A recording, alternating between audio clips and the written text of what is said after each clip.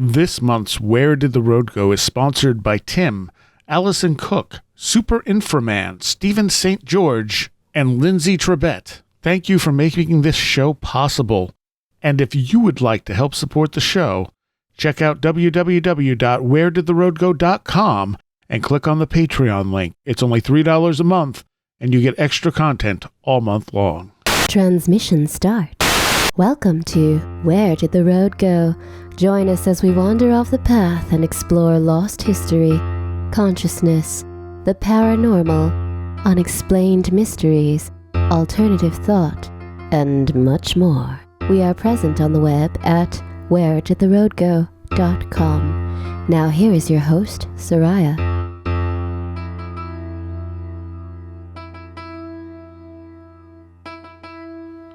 Welcome to this edition of Where Did the Road Go? And this time I have back with me Mr. Walter Bosley. Hey, Walter. Hey, Seriah.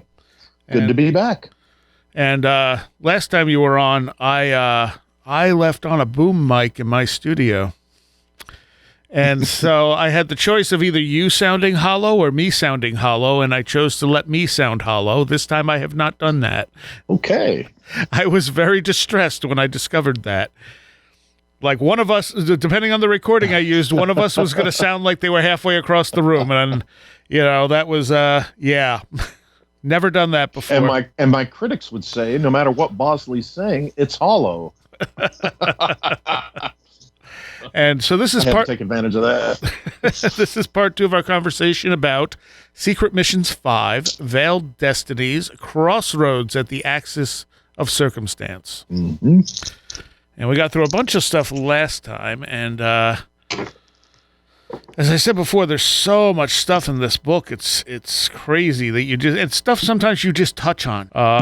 There was one thing here that you mentioned that I was really curious about, and you didn't go on about it. Was you said something about Juan Severino had a skull that the Inquisition took offense at. Oh yeah. I seem to vaguely recall that because I'd have to have the book in front of me. What did I say about that? I don't know. I didn't, just that? Yeah, that's really all you said. Oh my gosh. Well, I'll have to go back myself. That happens. I'm telling you, particularly if you're working on a couple of projects at once. Oh yeah, certainly. You know, you have something in there. It's like, oh, this is, and it makes sense, and you put it in there, and then you're on to the next thing, and then somebody will say, hey, there's this little point you made. Like, oh yeah, that's right. That might have been within the context of, like when you talk about the, I'm sure you've heard of the thing called the Bleeding Man, which was an automaton that was essentially kind of a replica, so to speak, an analogous replica of the human body, and but there was possibly an essence about it that one could argue or suspect that something alchemical was going on. In other words, could the spirit transfer to the automaton? And of course, as we know, there was a time when such ideas and such things, if you were suspected of doing, can get you in a lot of trouble. And, you know, things like skulls and other related things were in that category, you know, depending upon what was the application or the perceived application of said object. Yeah. And that's how you would get around to offending the church authorities or whatever, was if you were venturing into places of forbidden knowledge, particularly through means not approved by the institution, you might say. Right. And it's just, you just had that one line in there. I'm like, what is that? What skull? Why were they offended? Yeah, it's I think that's possibly an annoying little habit of mine. Sometimes I drop little tidbits in there and you know, probably thinking that I will return to them in another Right. Volume. But I probably could be more fair to the reader and just give a little bit more. But at the same time, your book would then be 800 pages long. That's the thing. That's the thing. And Keel used to do that too. Keel would just like reference something real briefly, and you'd be like, "Wait, I want more on that." I want to hear more. Yeah, exactly. That's part of the tidbitedness of it. You just kind of throw those things out there. So one of the people you talk in the book a lot about, I think it was a lot about in this book, Juan Cabrillo. Yeah. So you want to tell people a little bit about him and how he figures in? Yeah, Juan Cabrillo, who's the subject of the first book in the series, Secret Mission series, he is known historically as the first European explorer of what we know today as California, more specifically Alta, or Upper California, which is California above Baja. Now, Baja, of course, is owned by Mexico, and California above Baja is in the United States. And Cabrillo, his expedition in the 1540s, took over exploration north of Baja. And that's primarily what he's known for. He appeared on the stage of history, so to speak, when he was about 19 or 20 years old as a young officer in the Spanish Army. And he was sent with the, make sure I get this right, the Narvaez expedition. He was sent on the expedition that was sent to arrest Hernán Cortés. And he ends up there in New Spain, as Mexico was then called. And he and several others decided, hey, wait a minute, we kind of like this Cortés guy. And so he jumped or switched ships, you might say, so to speak, and joined up with Cortés, okay, and helped Cortés take, let me get this right, Tenochtitlán, which was Mexico City before it was Mexico City, right? When okay. It was owned by the Aztecs. And then subsequent to that, he is made commander of the Alta California expedition when the previously identified Spanish commander died in a mishap, an equestrian mishap during a battle, a little skirmish. So Cabrillo, who is generally believed to be Portuguese by a lot of sources, ends up being the commander of the expedition. And traditionally, his expedition is, we use the word discovery, of course, it's all relative. But as far as within the context of the European expedition, his expedition discovered, so to speak, what we know today as San Diego in California, and goes all the way up the coast as far north as the Russian River, which is north of the San Francisco Bay, and then comes back down. And Cabrillo dies during this expedition before it's finished. And what's interesting about that is, he goes north to the Russian River. They come to the mouth of the Russian River, but we're told that they miss entirely the opening to the San Francisco Bay. Now, you might say, well, if you've ever been to San Francisco in July, you can have fog and, right there in July. So you could argue, well, of course he missed the opening of the bay if it was foggy. Right. The problem is we're also told in no uncertain terms about how he was hugging tightly along the coastline. And if you're hugging tightly that California coastline, you're not going to miss the opening to the San Francisco Bay. You're not going to miss it. Long story short, I'm not the only one, but I'm in that school of thought that believes that, of course, he didn't miss San Francisco Bay. He found it. And I think that he surreptitiously, very quietly and secretly went into San Francisco Bay and did kind of a basic initial recon, because you don't miss it twice. You wouldn't miss it going and coming. That's ridiculous to think that. Now, when you look closer, we are told that, his flagship got lost from the other two ships in his flotilla during a 4 or 5 day period. And this is the period in which we're told that he was going up the coast and missed San Francisco Bay. Well, I argue that, no, he didn't miss it. He purposely broke away, and that's probably when he gave an initial look-see to San Francisco Bay and so forth, and then came back down the coast. And it is believed that in Catalina Island, around Catalina Island, is where he was when he died. And we get 2 or 3 different versions of his wounds and how he died from members of the expedition. It's like, hey, how come there's conflicting stories from the very expedition he was leading? The people who were there were conflicting stories about the details of his death. And to this day, his body has never been found. And that, of course, factors into both Volume 1 and this volume, Volume 5, Veiled Destinies. And one of the big questions, other than, where his remains, did he really die then, is his nationality. It is commonly believed that he was Portuguese, but no one has ever been able to prove where he's from. There's no records in Spain. There's no records in Portugal of his birth. He appears, as I said before, on the stage of history at around 19, 20 years old. Okay?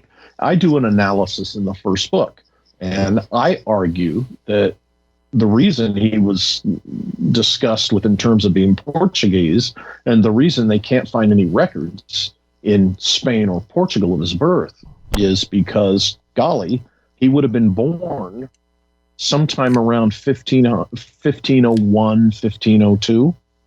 And the reason there's no records in Spain or Portugal is because he was probably born in Brazil. So I offer this analysis in the book. I even propose that possibly Pedro Cabral, the Portuguese explorer who is credited with claiming what is today Brazil for Portugal, was quite possibly Juan Cabrillo's father.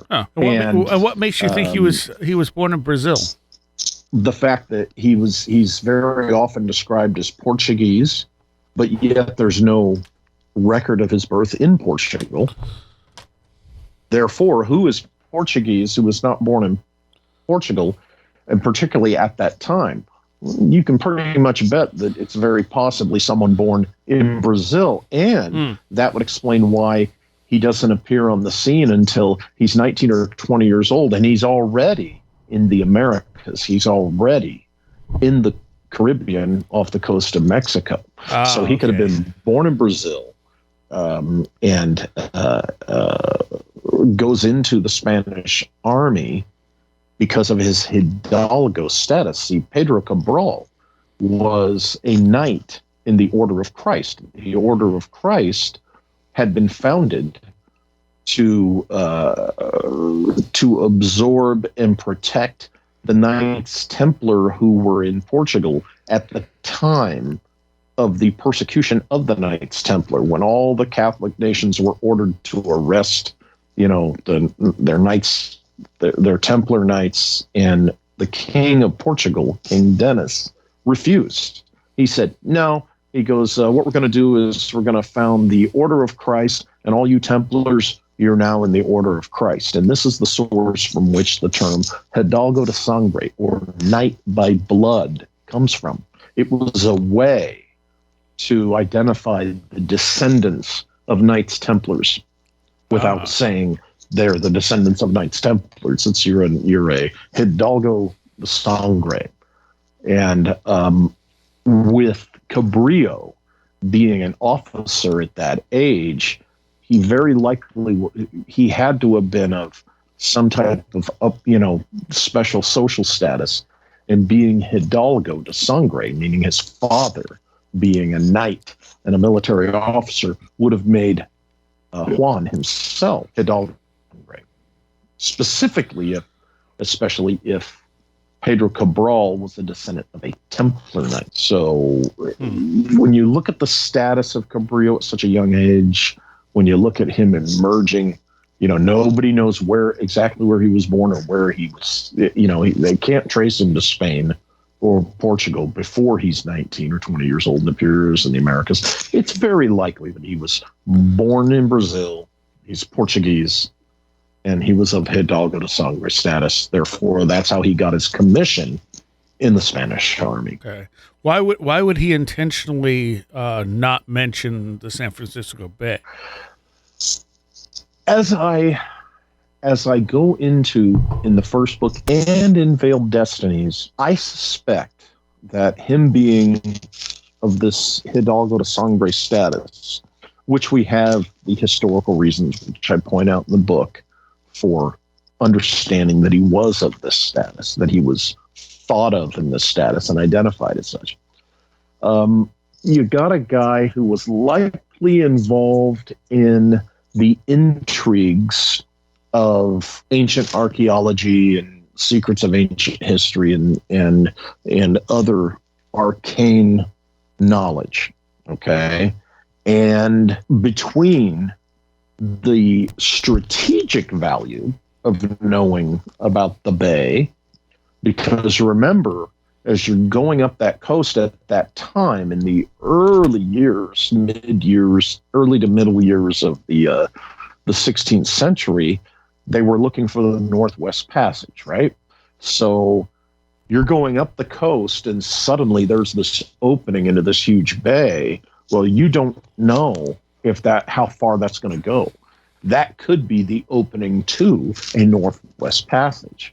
So there's your strategic reason for keeping the San Francisco Bay classified, so to speak. Okay. But when you add the possibility of something arcane and something related to, ancient history, ancient knowledge, particularly if it's within the context of, as I go into in the book, information that was captured during the Fourth Crusade, specifically information that could date back to the days of the Library of Alexandria. There's another reason for keeping it secret, is whatever the nature of that arcane information could be, that's something you wouldn't necessarily want to share with just anybody. So between strategic for his masters, who was Spain, even though he was likely Portuguese, for his Spanish masters, and for whomever he might have been in the service of as a Hidalgo de Sangre. Okay. Two big reasons for keeping the discovery of San Francisco Bay secret, much like Sir Francis Drake, you recall, who in his own lifetime swore that he had gone as far north of what we call Alaska and had gone through the strait there into the Arctic Circle, and yet Queen Elizabeth wanted that kept classified, so she would not let him claim that. And there's a gentleman named Samuel Balfe who had written a book titled The Secret Voyage of Sir Francis Drake, which was one of my great sources on that in this book and in volume 1. That tells that whole story and how the declassification of things related to Drake and his voyage in the 1990s essentially proves that Drake was telling the truth. So Drake was sent there to look for the Northwest Passage, right?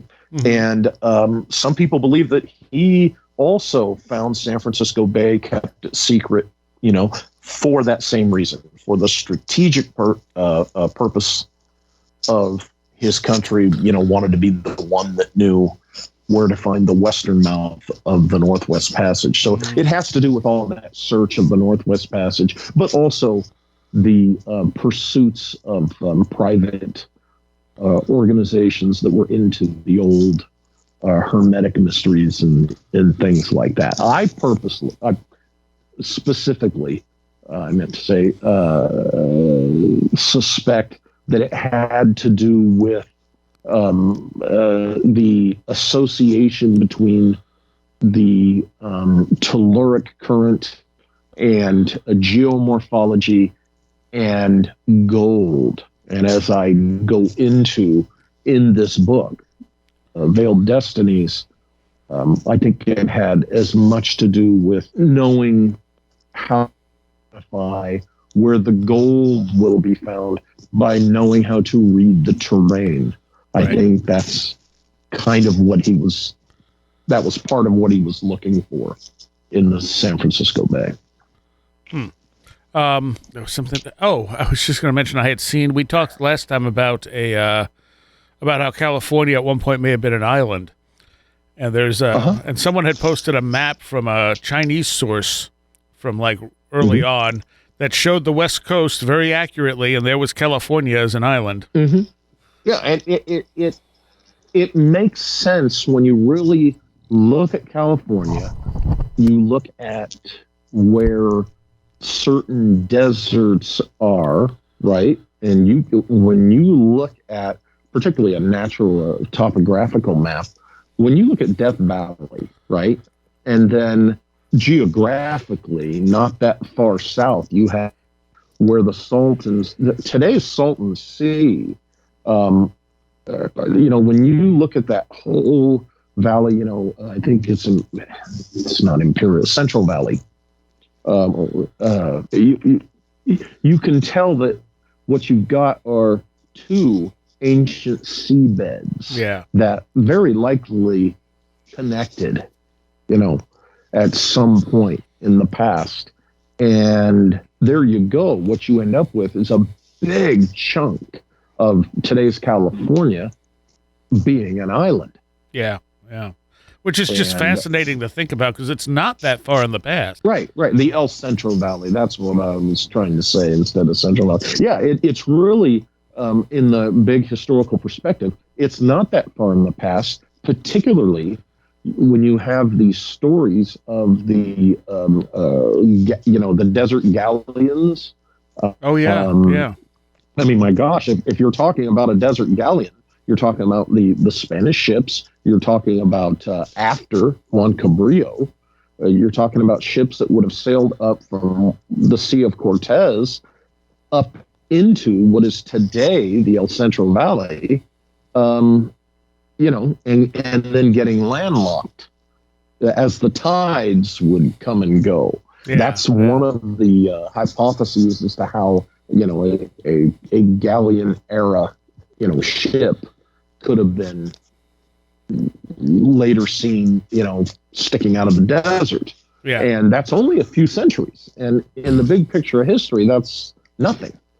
That's really nothing. And what's interesting also, and I talk about this in Veiled Destinies, is you have the stories that the natives of Baja tell of what, for all intents and purposes, must have been some type of Scandinavian vessel, having arrived on the scene and such. And then, of course, you have the 20th century stories of, what appears to have been some type of, Viking type ship sticking out of a hillside or a canyon wall out here just southeast of Palm Springs.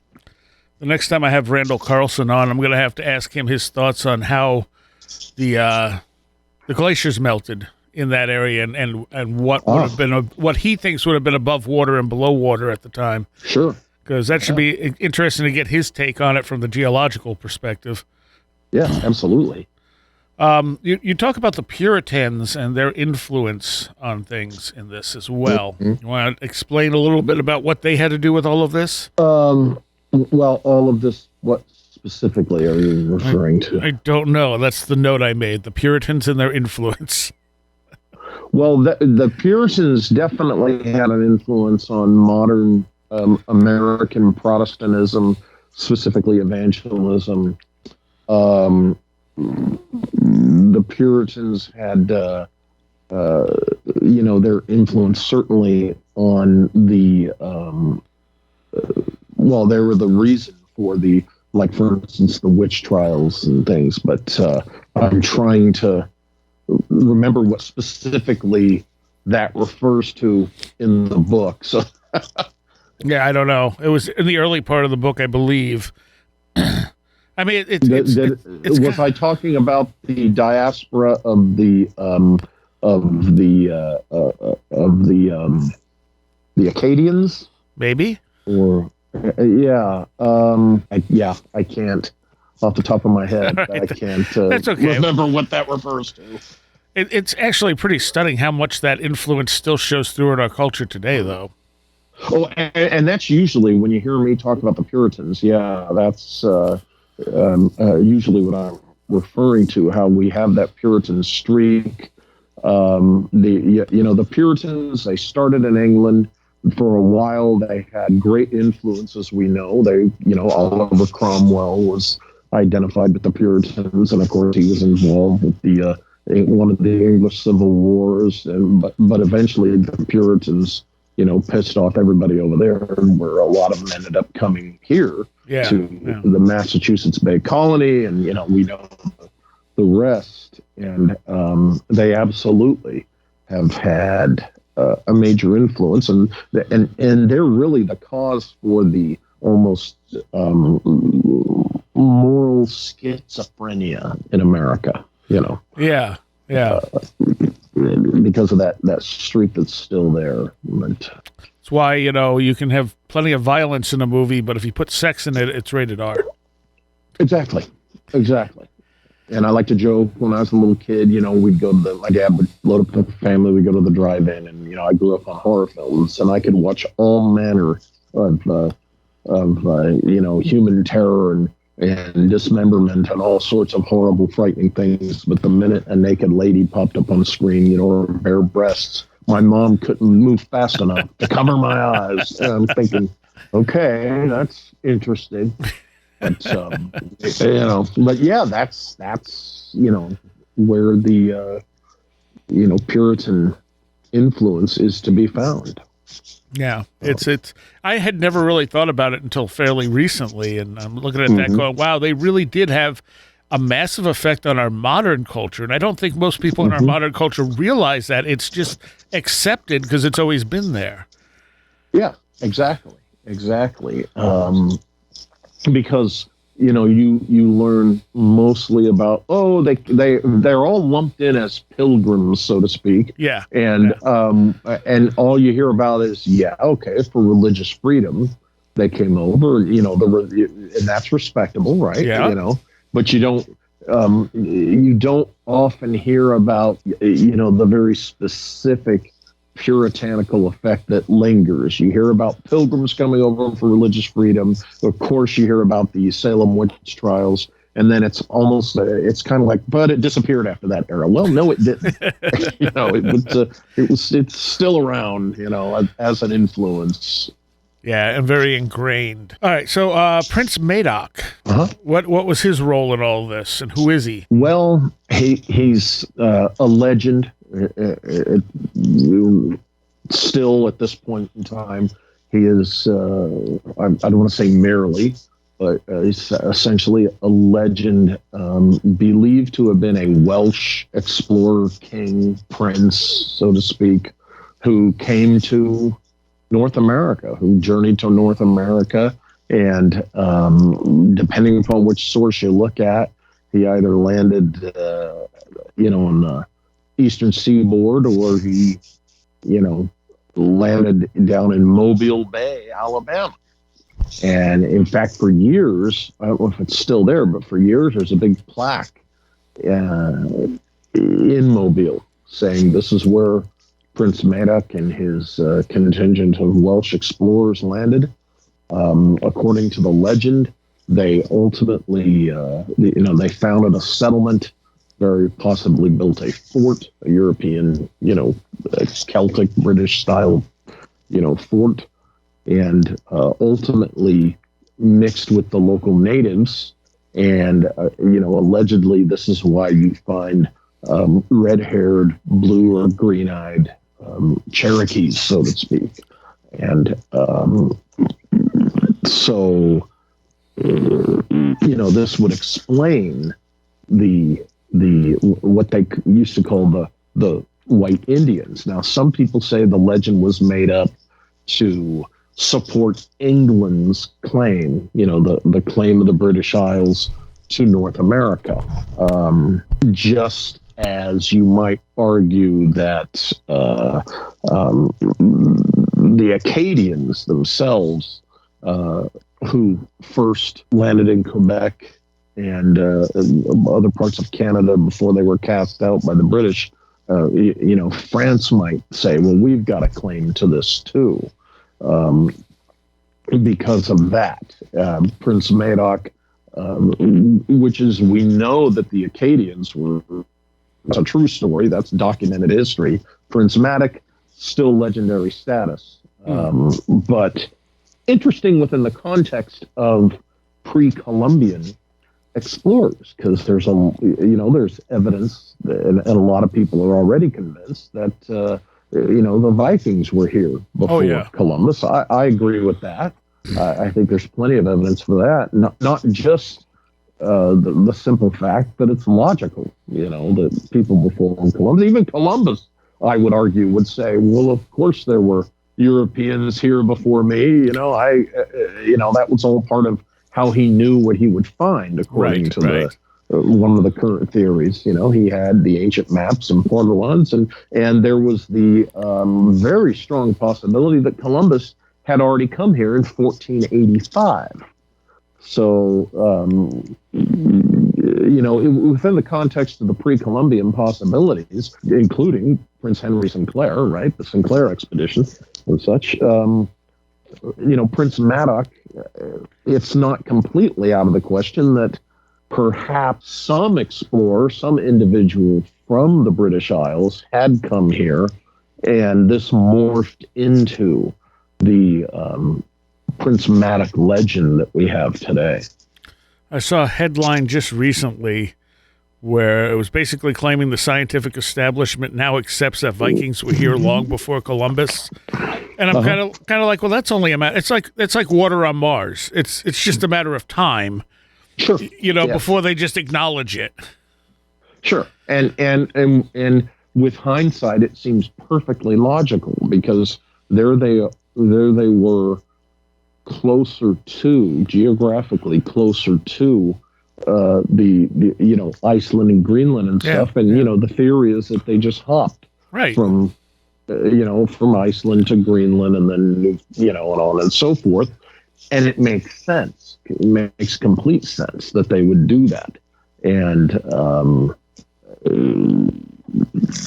as more and more evidence emerges, I think it'll definitely become the more solid given that that's the case. And I think with that will help us maybe even prove the Henry Sinclair story. Right. And maybe even we'll find the root of the Prince Madoc legend. So now, when you say Columbus was here prior to 1492, what's that about? Where does that come from? Well, there's a suspicion that he had made an expedition. I'm off the top of my head, I can't place why 1485. It had to do with records of voyages he took and things he was doing. But one of the big things that gets pointed to is all the documentation between he and Isabella and Ferdinand.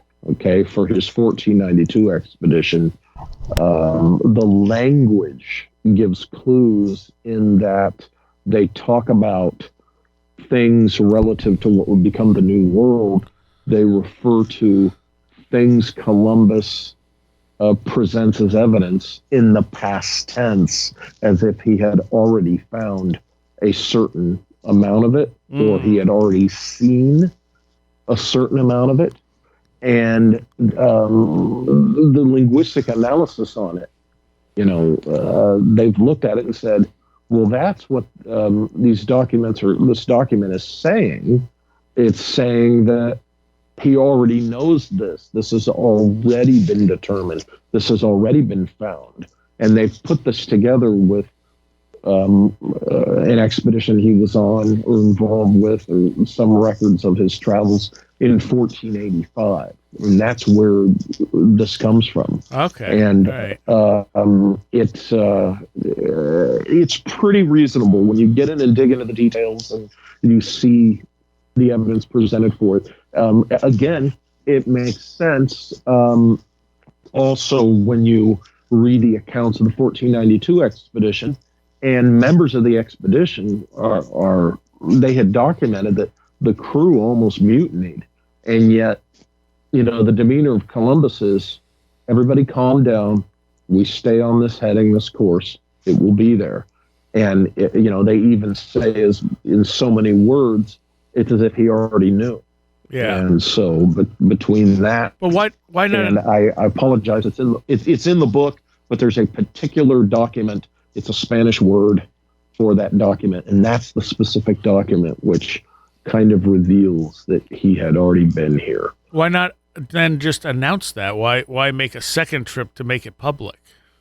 That gets into the whole thing about how long had the Americas been known actually to Europeans and Mediterranean cultures and other cultures, even India, East India and such, because we have the legends, for instance, of King Solomon's, dating back to King Solomon's mines. We have the whole thing about, we talked last time with the Phoenicians and their copper mining, and there's strong evidence for that in the Great Lakes region and various North American states that border the Great Lakes.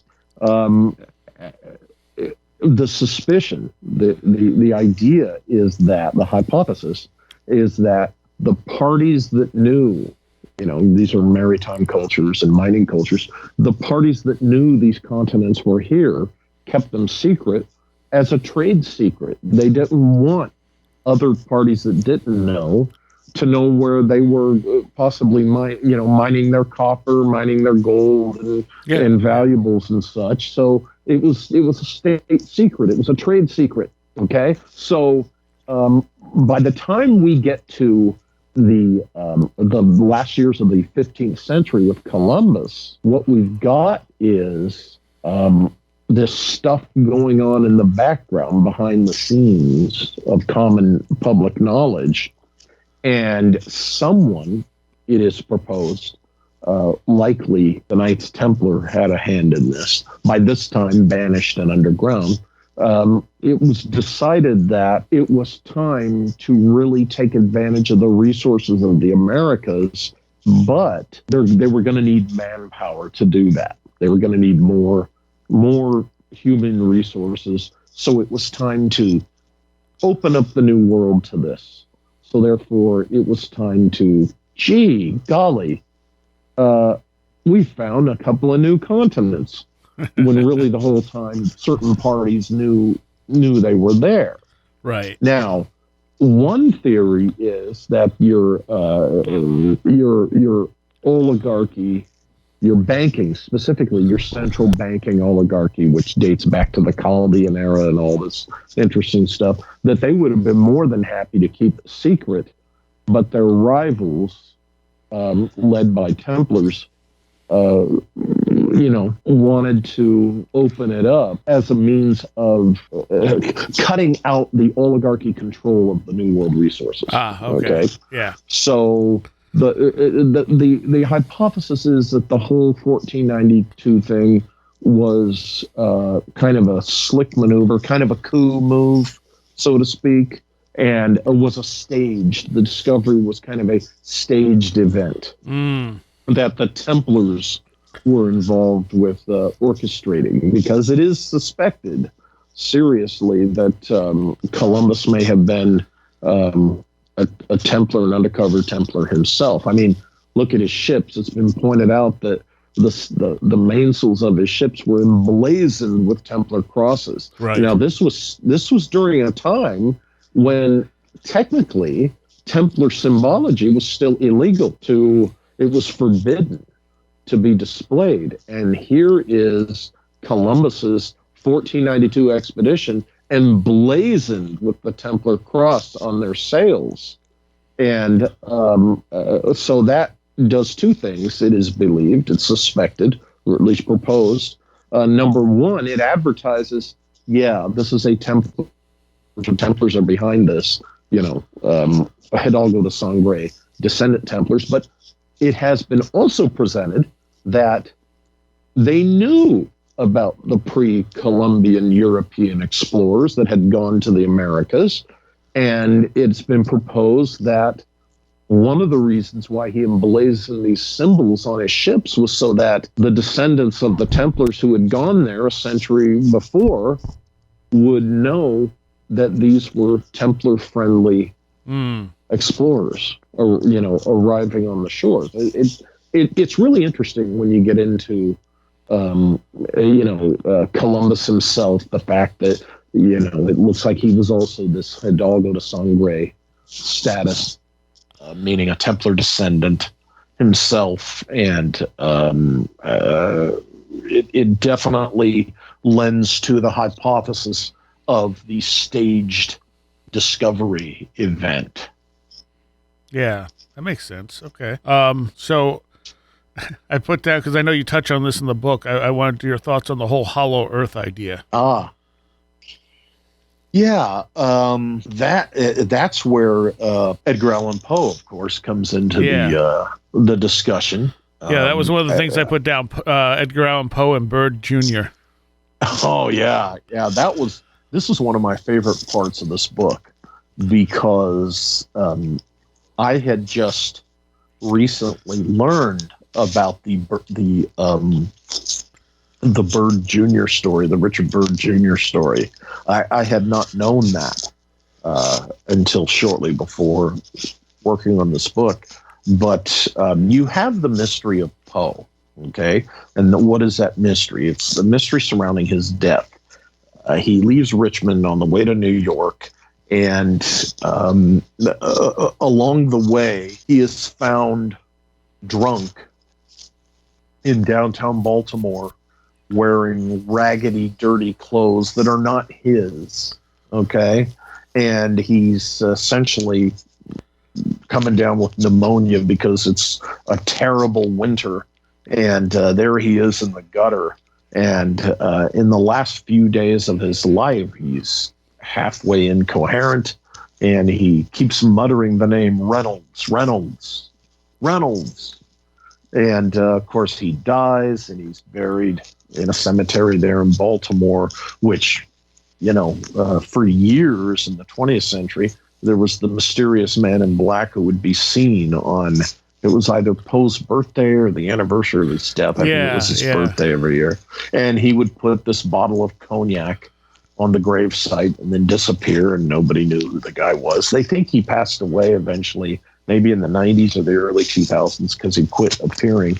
Anyway, you had this mystery. Well, who is this Reynolds guy? And when you look at the fact that the only actual novel that Poe wrote was the narrative of Arthur Gordon Pym, and that has to do with a character going to Antarctica and a massive whirlpool sucking the ship down into the recesses of the earth, okay? You think, that's interesting that Poe, that's the only novel he ever wrote. Then you find out that he was very much a fan of the hollow earth theory.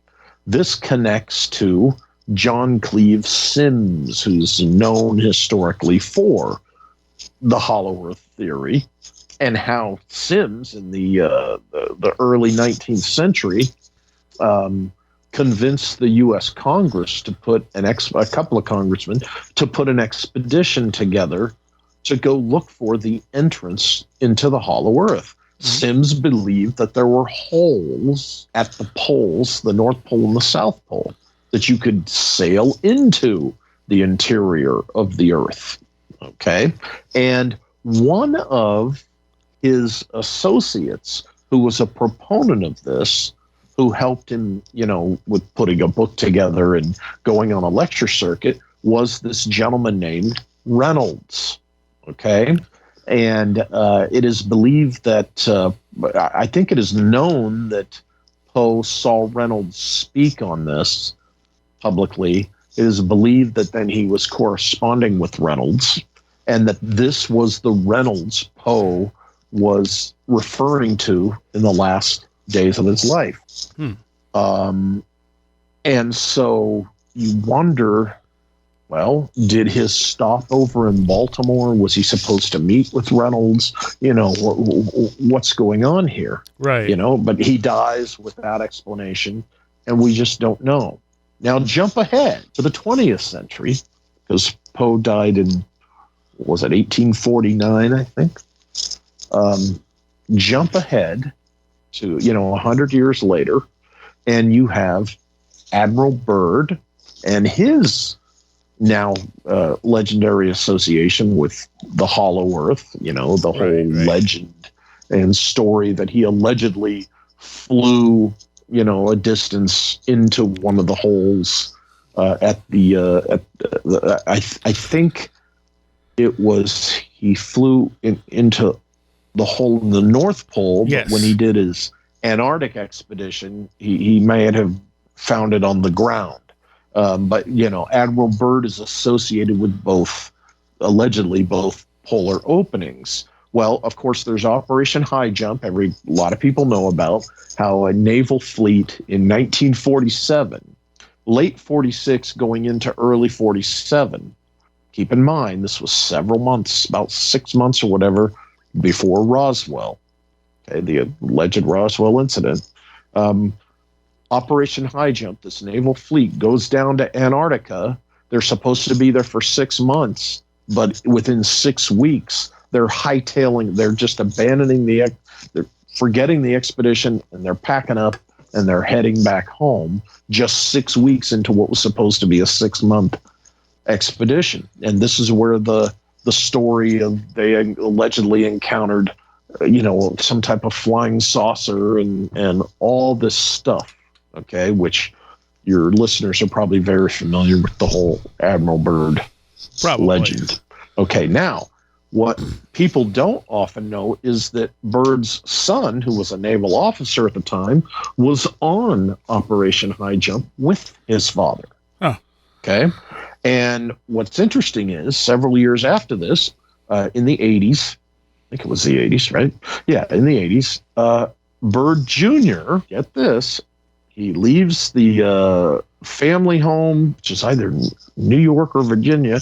Anyway, he's supposed to go to Washington, D.C.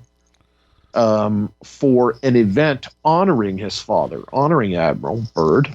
And, the family's wealthy. The guy didn't want for anything. So the family puts him on a train. I think it was in September.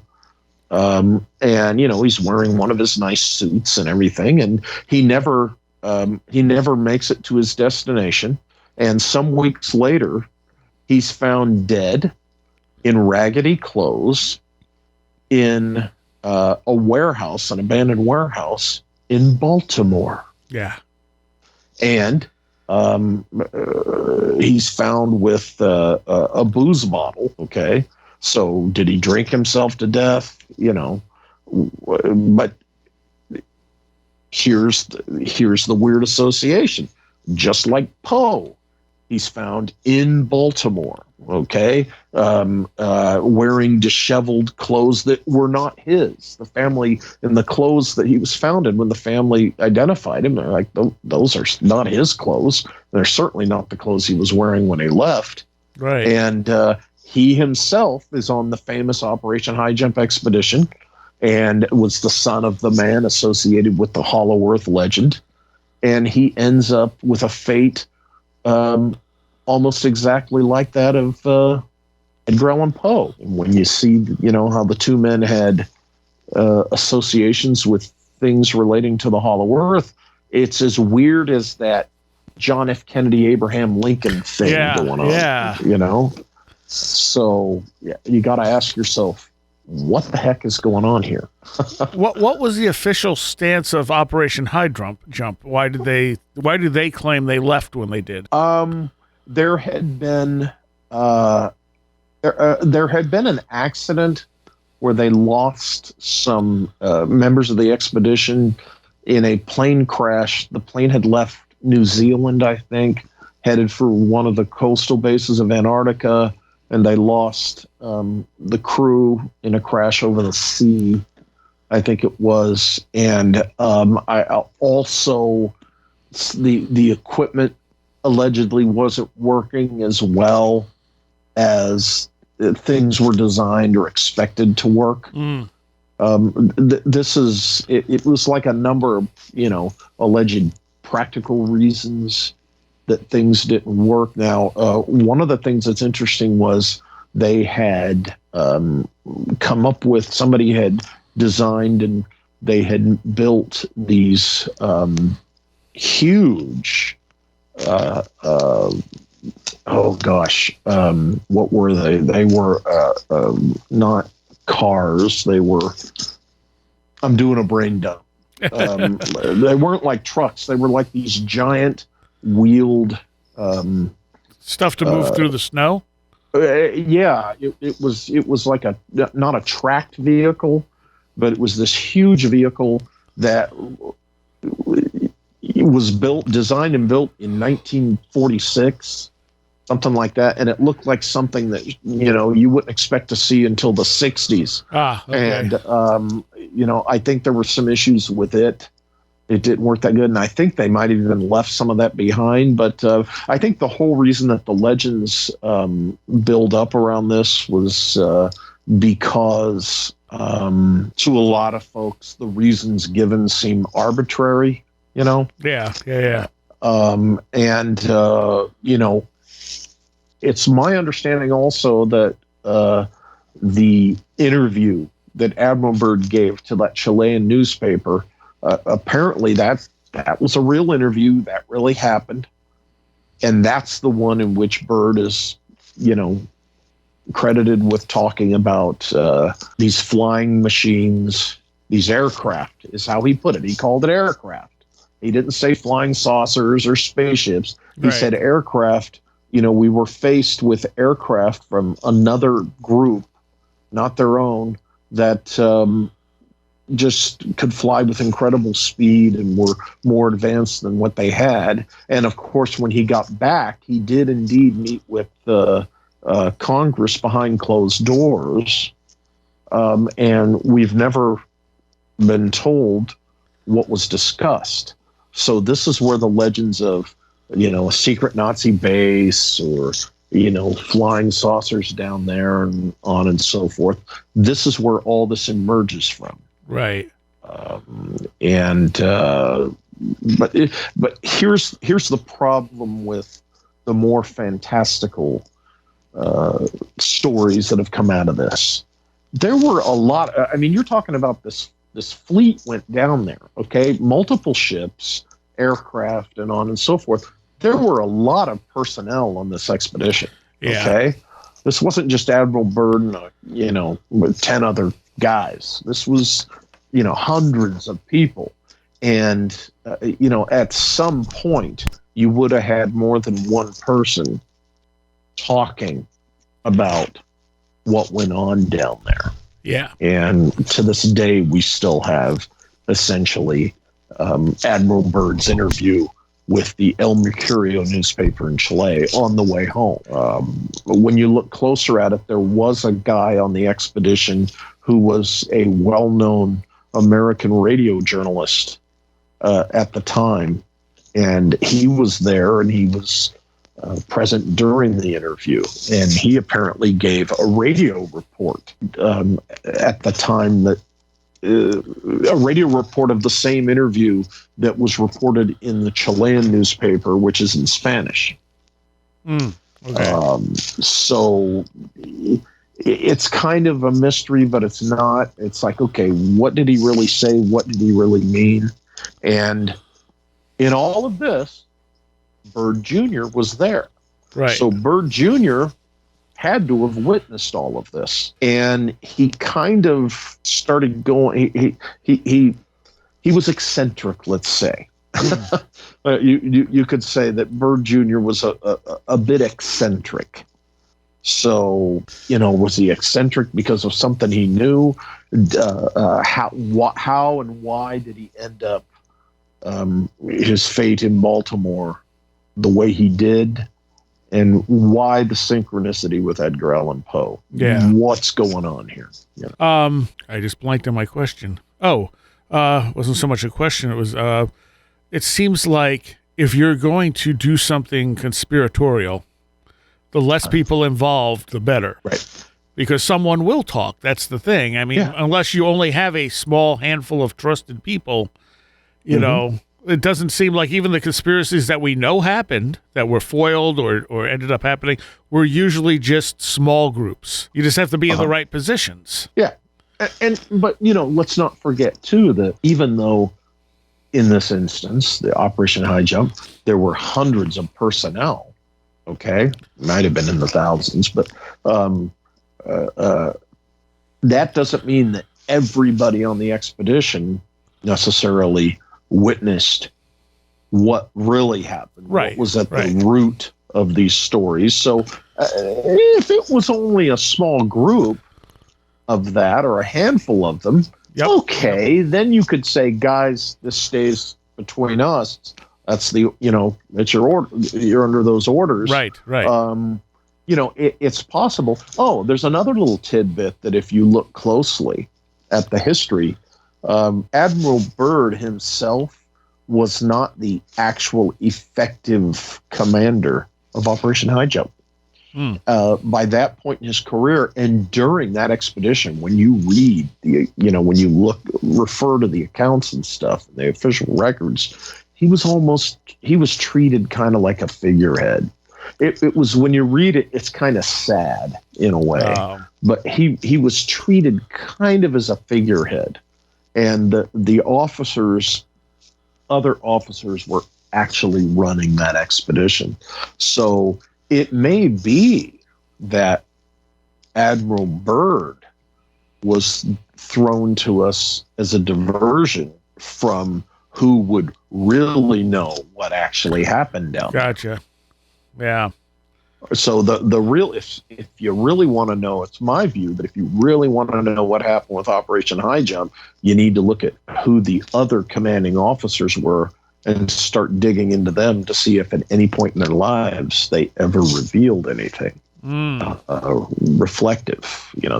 They might have thrown Byrd at us to keep us from doing that for as long as possible. And do you think there are anything to the Hollow Earth claims? What I think is that I have no problem with the possibility that there are subterranean spaces in this planet that may indeed be habitable. Right. Could account for, what subsequently grew into our legends of the Hollow Earth. Independent explorer individual who wandered into one of these things and came back and told the story, and the way it was told and told again eventually becomes, one of the legends. Because, you have NASA. You have NASA openly reporting that the moon appears to be hollow. Yeah. Until we get to the Apollo era, and then we don't hear any more about it at all. They just shut up about the moon being hollow, whereas before they were very open about it. And then, in nature, you have, objects forming hollow. So why not on a macro level with celestial objects? You just got really muffled. Oh. So why not on a macro level with celestial objects? Why couldn't celestial objects like planets and moons certainly be hollow as well? So I think on a planet like Earth, where we do have a known ecosystem, why not subterranean spaces? Yeah. I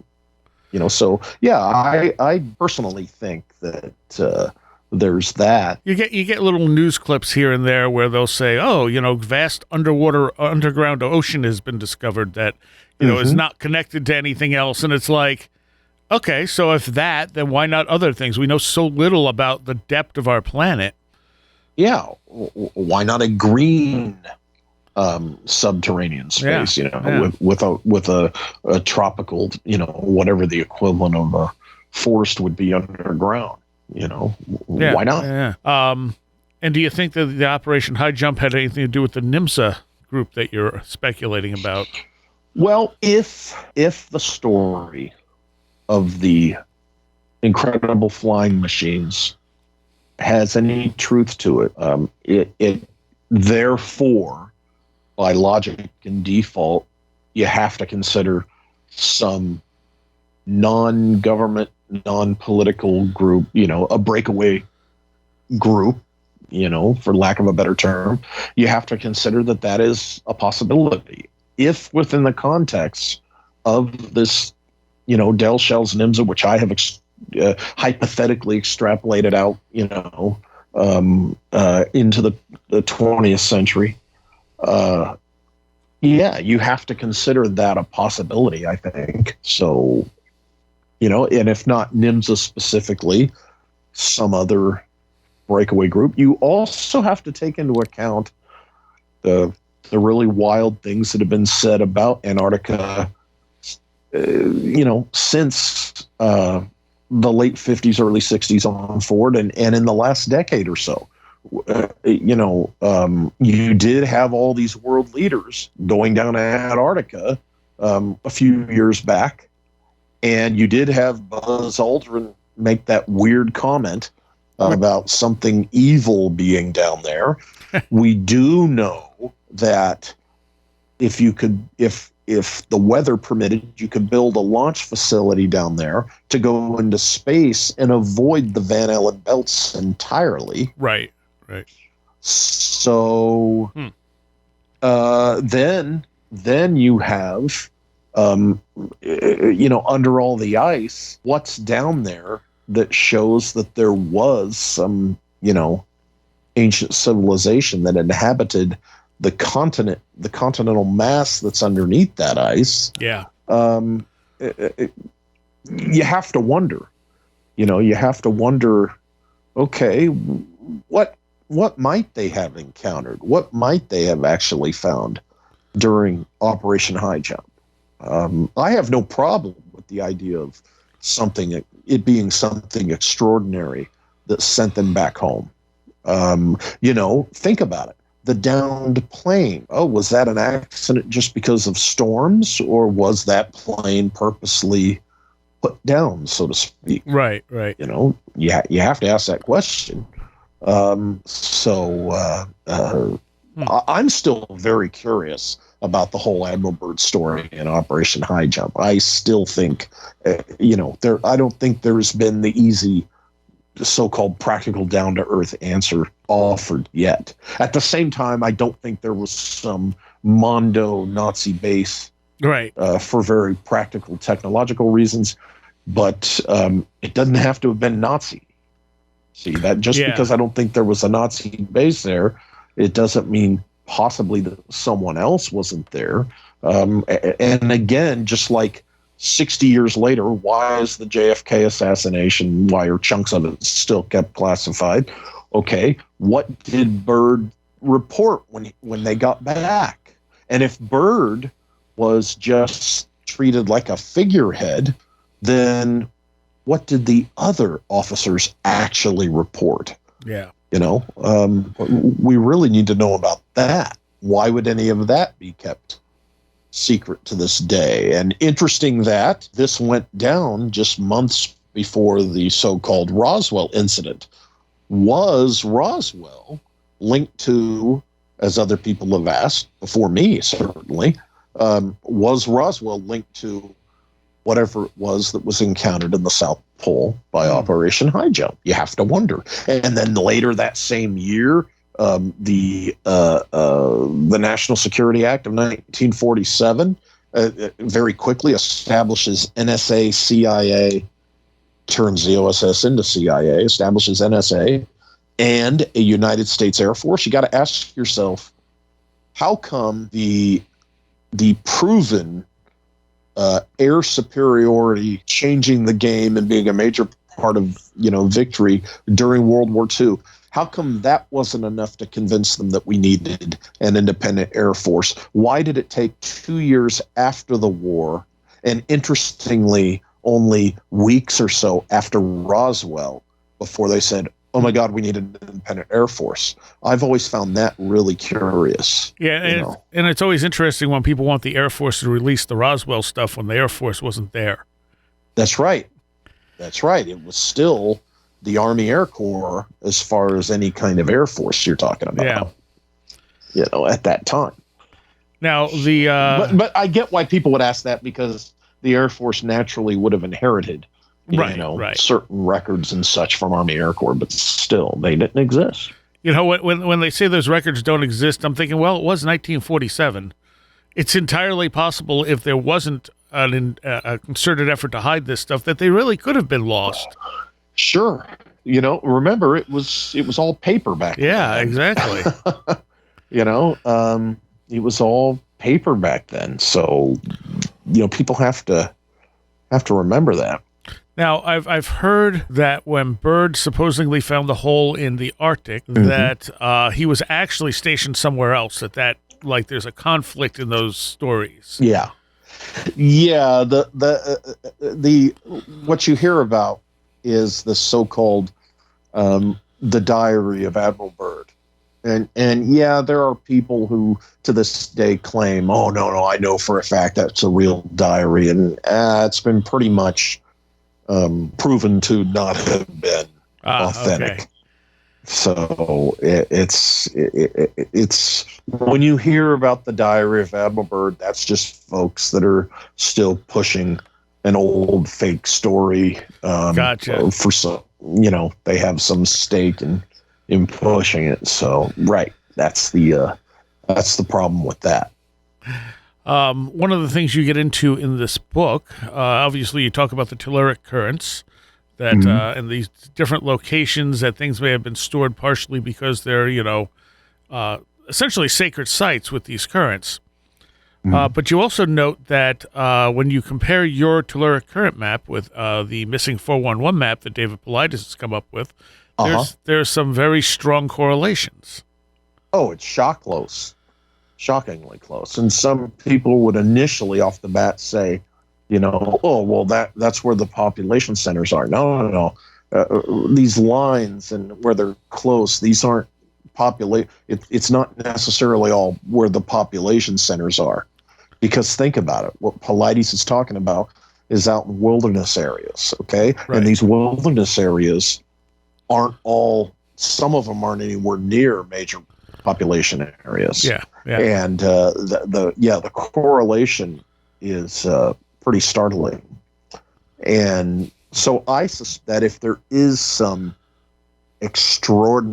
truly some extraordinary facet or element of some of these disappearances, then I have to ask the question: Does any of it have to do with how the telluric current is affecting the natural habitat?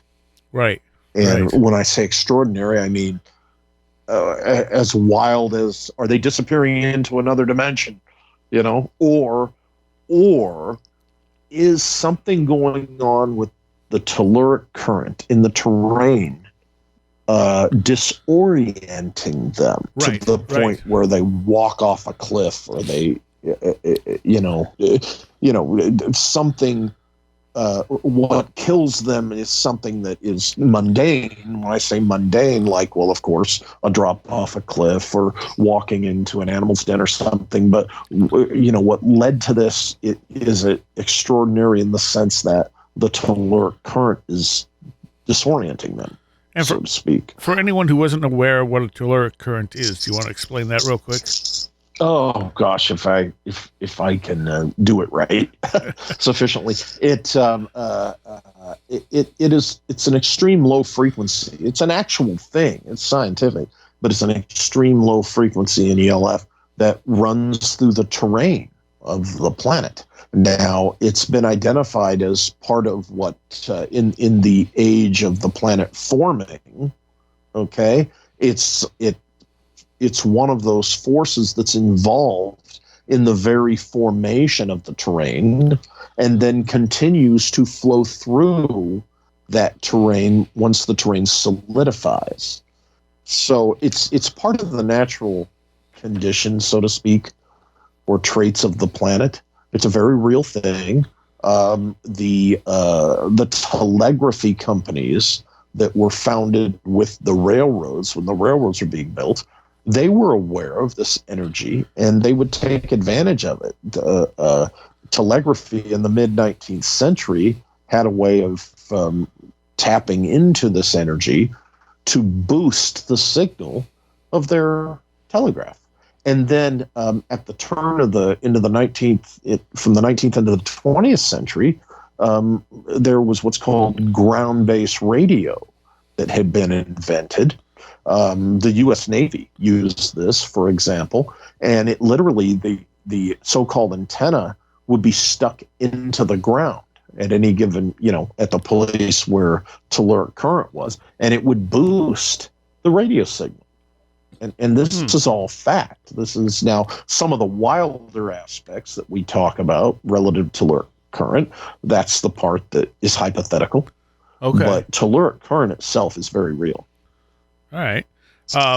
So, yeah, I mean, it sounds potentially like, because, I mean, when you look at these some of the stranger missing 411 cases, you see so many connections to, like, fairy lore and stuff like that, which, I mean, makes sense if you're getting either more awareness of other things that are there or just disorientation or who knows what. Well, and that's kind of where it gets kind of weird and eerie, because on the one hand, you're talking about missing persons, and then if you're noticing certain properties of the terrain where these people are disappearing, okay, and then when you're seeing little tidbits of evidence, if you want to call it that, of what's involved with what happened with these people, and that those tidbits are reflecting these stories or these legends of, the fairy people live in another dimension, or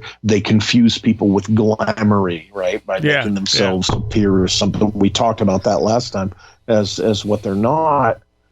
This is where it gets eerie, because then you go back to the case of the disappearance, and you say, well, shoot, this seems to be jibing with these stories of other dimensions and these, people who live between the two dimensions. And, well, gosh, we're not supposed to believe in that kind of stuff because that's all fairy tales, right?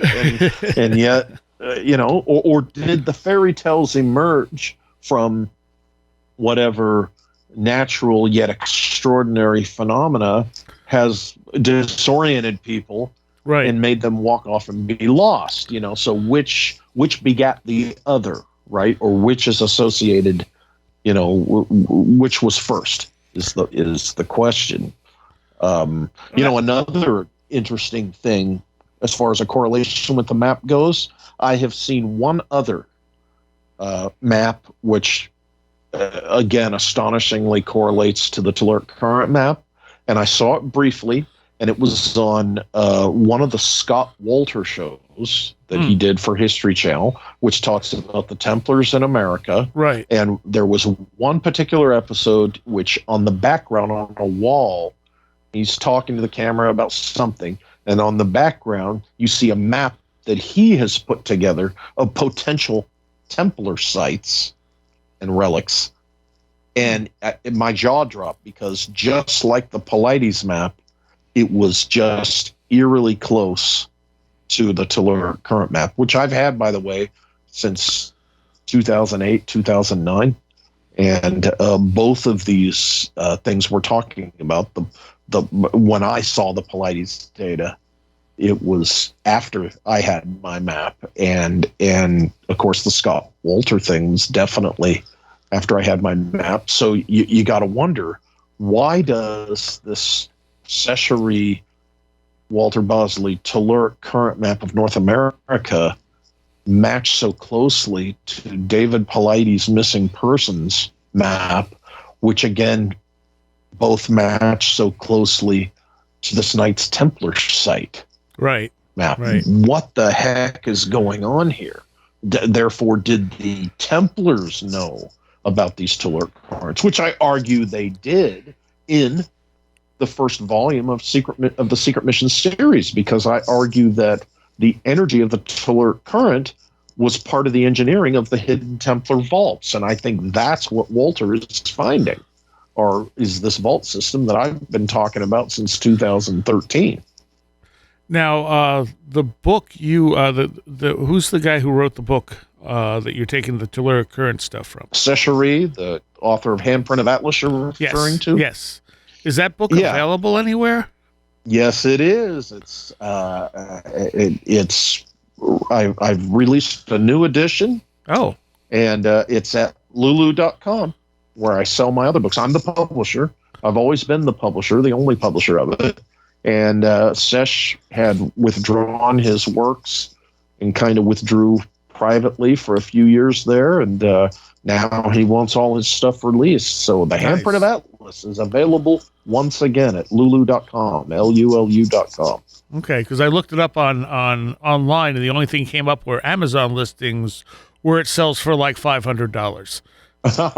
Yeah, that's the folks that they have the used copies. And, yeah, but no, it's available for a much more reasonable price. I think it's under $30 or something. Nice. Okay. I'd have to look at what I priced it at. Is that the only book he's written? Oh no! Well, he's written a trilogy of novels. Okay. The Wonder of the Worlds trilogy, which I'm in the process of re-releasing those as well. And he's written 2 other new books, novels, and he's working on the 3rd one. But it's like I say to my live stream audience and my readers, his fiction is based on his research. Right. And he puts so much of that into his fiction that it's not just fiction. In other words, you'll get a lot more of what he thinks and what he's found in his research. You'll get a lot more of that in one of his so-called novels. Yeah. Than you may realize. So I tell people, don't ignore the fiction in his particular case, because it's more to it than just an entertaining story. And fiction, I've found, it can be really useful in presenting novel ideas without having to sit there and back up why you're presenting this idea. Exactly. And I do this in my fiction. There are certain things that you can't put in the nonfiction if you have any ethics about you, right? As a researcher, but yet you want to get the idea out there, right? So you save that stuff for the fiction. My time travel novel, I have what I believe are personal experiences regarding reincarnation, plus I have aspects of research that I just haven't been able, as you say, to present evidence for, but I think it's important to present as kind of a supplement to what's in my nonfiction. So that's why I tell people, don't disregard it just because it's fiction. There's some solid ideas in there. Yeah. And now Seriah has also written privately some nonfiction stuff that's book length that he has sent copies to me, that he's written specifically for my personal use, that are not going to be published, and which are astonishing. But that's stuff that at this time is not going to be published. If I can talk him into it down the road, it just might be. Nice. Yeah. So, I have a few more questions for you, but I think we're going to have to do that in the Patreon because we're just about out of time. So all your stuff is available on lulu.com. Yeah, only at lulu.com. Okay. If you find it on Amazon, it's the used stuff, and it's, again, for a ridiculous price. Of course it is. Yeah, lulu.com is where you primarily go to get my stuff. I had been looking for a book I read back in the 90s on Tantra, which actually just finally started rereading, and now I realize why I was so impressed with the book. But I looked up on Amazon, it was like $150, and I'm like, what? And then I just did a normal internet search, and it came up on like Abe's books for like $5 or something, and I'm like, how does that work? Yeah, there's some weird stuff out there as far as the market for books, for used books. It's interesting how now I was told that the ridiculous prices on Amazon sometimes have to do with it's some weird thing that I forget the word for it, but it's not that they're expecting it to sell. It's some type of adjusting or gauging type of thing that some sellers do. I forget the explanation for it, but I've seen that explanation once before. So yeah, when they put like, something for $1,000, they're not expecting to sell that. Right. Right. But also at the same time, if people have heard me say, well, I'm sorry, handprint of Atlas is not available, it's out of print, then yeah, some people, if they put it on there for $100 or a couple $100, they're hoping to sell it for $100 or a couple $100. But when you see the more ridiculous things, it's some weird thing that sellers are doing that, I would hope nobody would actually spend $1,000 right. On anything I've published.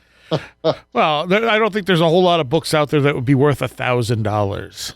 Right. That you're talking historical volumes, right? Right. Yeah. Some piece of arcana from the Renaissance. Now your stuff is not available on ebook or audiobook, right? Right. I will not put stuff out there on ebook because it's just too hard to crack those. And the minute somebody could do it, they do it, and they put it out there for free. And I'm got to pay the bills, somehow. Oh yeah. And audiobooks, however, I am hoping. That's part of the reason why I got my nice microphone, is because I do want to get into putting out audiobooks, and hopefully this year I'll get the first one out. Nice. Okay. Or this coming year I'll get the first one out. Okay, and your YouTube again? Oh, that is the Walter Bosley channel at YouTube. All right. Do you have a website as well? Presently, no. Okay. I do have the blog spots. That's where my donate button is, and that's where I will, from time to time, put little essays of recent little tidbits of research, and that's empireofthewheel.blogspot.com. Okay. And even if you go there and it's like, he hasn't posted in several months, that's not a dead site. I'm prone to suddenly put 3 or 4 things up, so that's still a living site, but also I can be found on social media as well. Okay, yep, Facebook, Twitter. I'm not on Twitter anymore. You're not on Twitter anymore. I walked away from that a while back. Don't blame you. All right, cool. Well, we'll continue this in the Patreon segment, but thanks for doing this. Okay, sure. I want to take a moment here to give a shout out to all of my Patreons. It's because of you that this show is possible. And a special shout out to those of you pledging $10 or more.